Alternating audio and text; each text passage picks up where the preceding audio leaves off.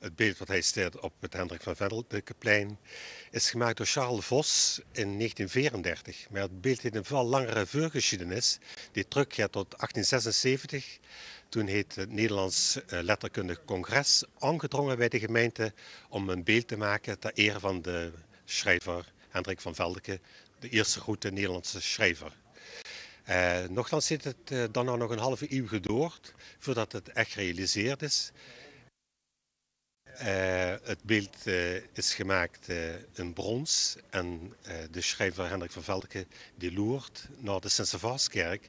Want een van zijn grote werken gaat over het leven van Sint-Servaas, wat hij heeft geschreven in opdracht van de hertogin van Loon. Hendrik van Veldeke is ook geboren in het kleine gehucht Veldeke, wat vlak bij Hasselt ligt.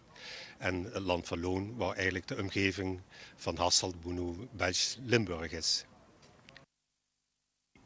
De Veldekekring Limburg is in 1926 opgericht. En dat is dus de bedoeling voor ons dialecten bij te houden, maar ook eens cultuur te beschermen.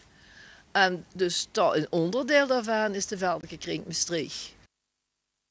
Het bestuur van de Veldekekring Maastricht heet indertijd, als ik veel gecharneerd te hebben, het in beeld in Maastricht eigenlijk een fatsoenlijke uitleg staat. Daar staat de beeld en verweten niet wat het is, verweten niet wat het voorstelt. En verwijten niet weet gemaakt heet. Vind ik oneerlijk ten opzichte van de kunstenaar.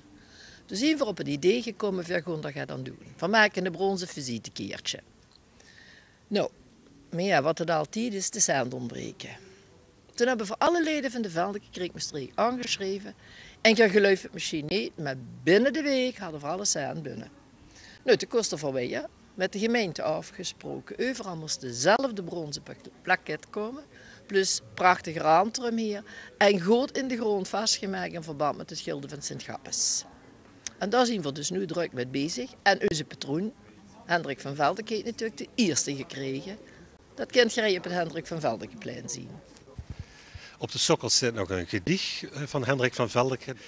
Daar staat: de blijdschap zonder rauwheid biedt eren hier es rieke, dat herte daar die rauwe in stijt, dat leeft jammerlijke.